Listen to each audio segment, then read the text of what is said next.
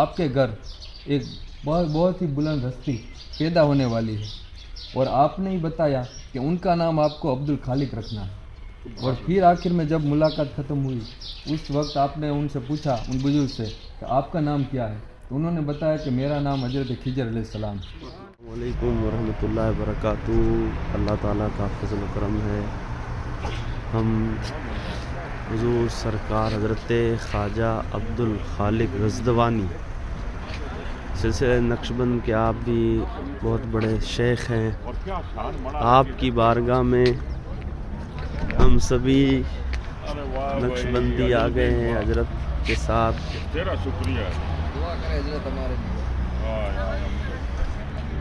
ابھی ہم اندر چل کر آپ کو سرکار خواجہ عبد الخالق رضوانی آپ کے مزار مبارک کی زیارت کروائیں گے، اور سبھی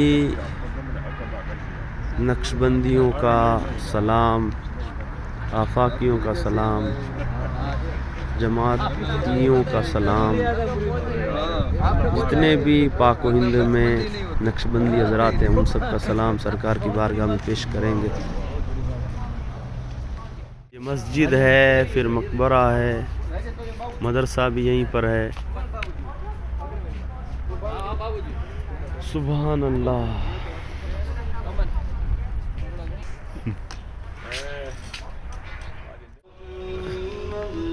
بہت ہی عالی شان جگہ ہے،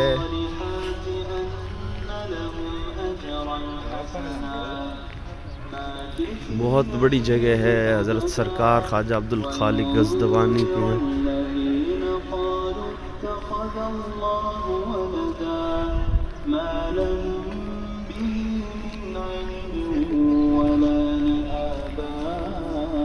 بہت ہی خوبصورت آواز میں قرآن پڑھا جا رہا ہے۔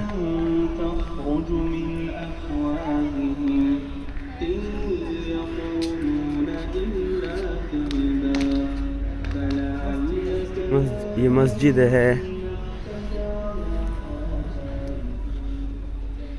سبحان اللہ۔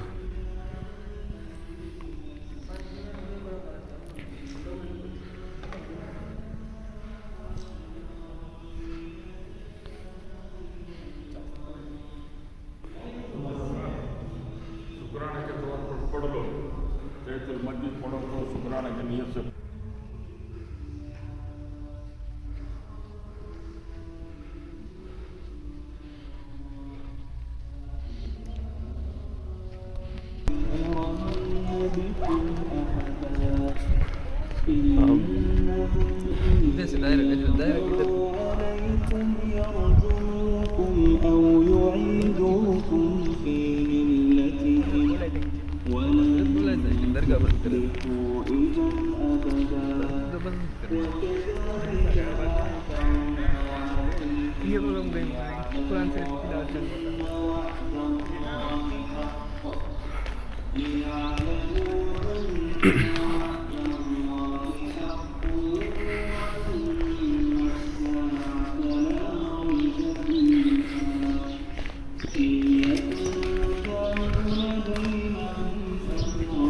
السلام علیکم،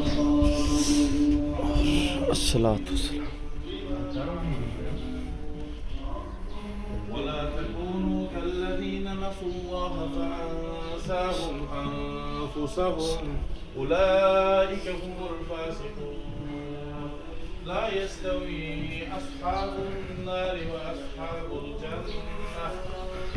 یہ سرکار سندھ شاہ بخارا کے مشائخ میں سے ہیں، آپ کا بھی سیم ہو بہو وہی انداز میں مزار مبارک کو بند کیا ہوا ہے۔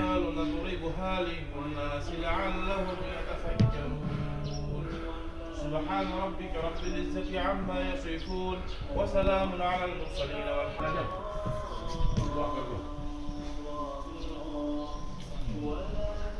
الحمد لله لا ما مدى والحمد لله لا ما بقى الصلاة والسلام عليك يا رسول الله صلى الله تعالى عليه وسلم يا أرحم الراحمين يا أرحم الراحمين يا أرحم الراحمين۔ اللهم ربنا ظلمنا أنفسنا وإن لم تغفر لنا وترحمنا لنكونن من الخاسرين اللهم ربنا افرغ علينا صبرا وصبرا. خواجہ سرکار عبد الخالق غزنوانی کے بارے میں حضرت پیر سہیل احمد صاحب نقشبندی حضرت کے جو خلیفہ ہیں وہ بیان کریں گے.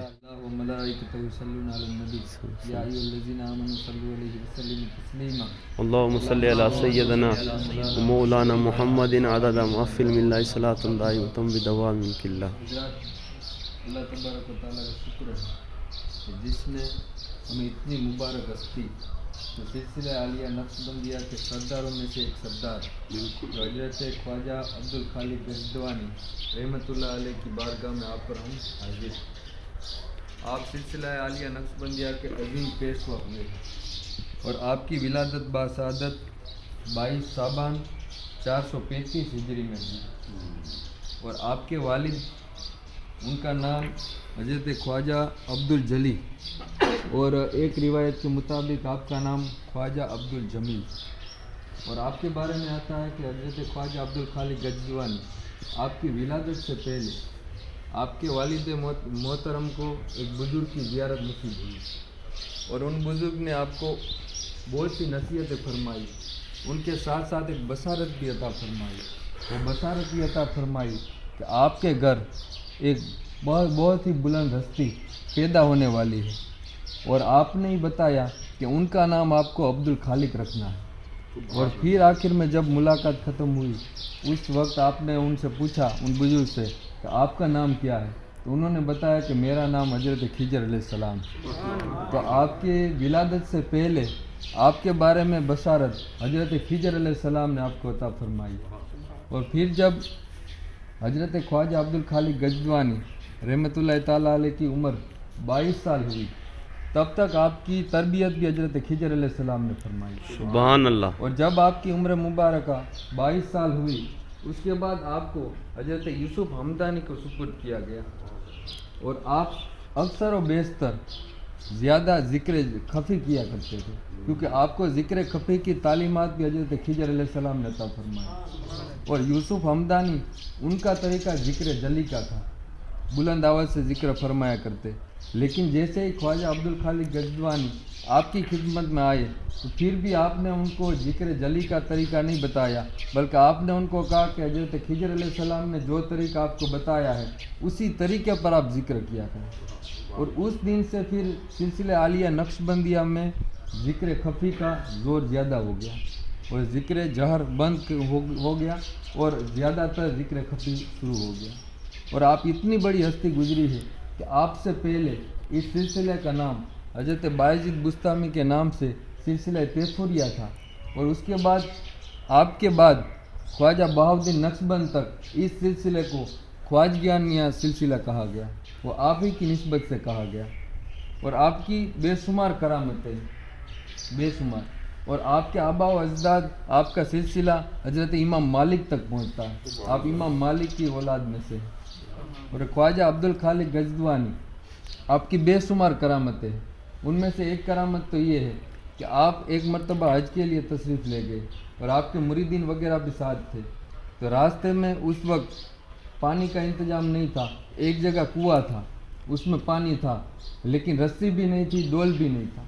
تو پھر مریدین نے آپ سے کہا کہ حضرت میں پیاس بھی اتنی لگی ہے اور وضو بھی کرنا ہے, آپ کچھ کریں دعا کریں. تو آپ نے کہا کہ دیکھو میں عبادت کر رہا ہوں اور تم یہ کنویں کے کنارے کھڑے رہو. تو آپ نے اپنا مصلی بچھایا اور آپ نے نماز ادا فرمائی. جیسے ہی آپ نے نماز ادا فرمائی آپ نماز میں ابھی تھے کہ وہ کنویں کا پانی اوپر آ گیا اور سب نے سیر ہو کر کے پانی پیا اور وضو فرمایا.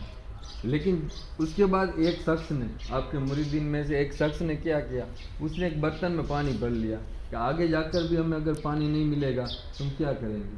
تو انہوں نے پانی بھر لیا. جیسے ہی انہوں نے پانی بھرا کنویں کا پانی واپس نیچے چلا گیا. جب آپ کو یہ بتایا گیا تو آپ نے فرمایا کہ اس شخص نے اللہ پر توکل نہیں کیا. اگر اللہ پر توکل کیا ہوتا تو جس طریقے سے یہاں بھی اللہ تبارک و تعالیٰ نے ہمیں پانی عطا فرما دیا اسی طریقے سے حج تک پورا سفر جب ہم کرتے تو پورے سفر میں اللہ تبارک و تعالیٰ ہمیں سہولت عطا فرما دیا.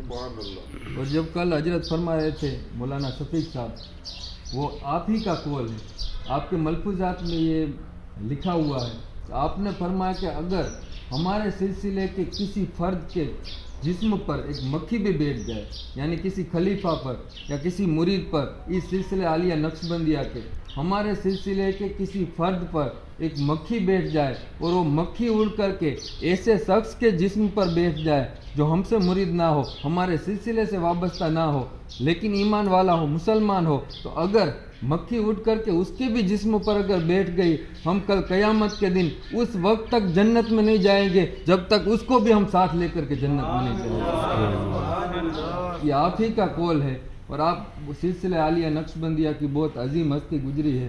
اللہ تبارک و تعالیٰ ان کے فیض و برکات سے ہمیں مالا مال فرمائے۔ اللہ تبارک و تعالیٰ ہمارے قلب کی، روح کی، ہمارے لطائف کی ترقی عطا فرمائے۔ وما علینا الا کہ محمود انجیر بغدوی یہ سب علی رامیتنی یہاں مشائخ کے نام لکھے ہوئے ہیں۔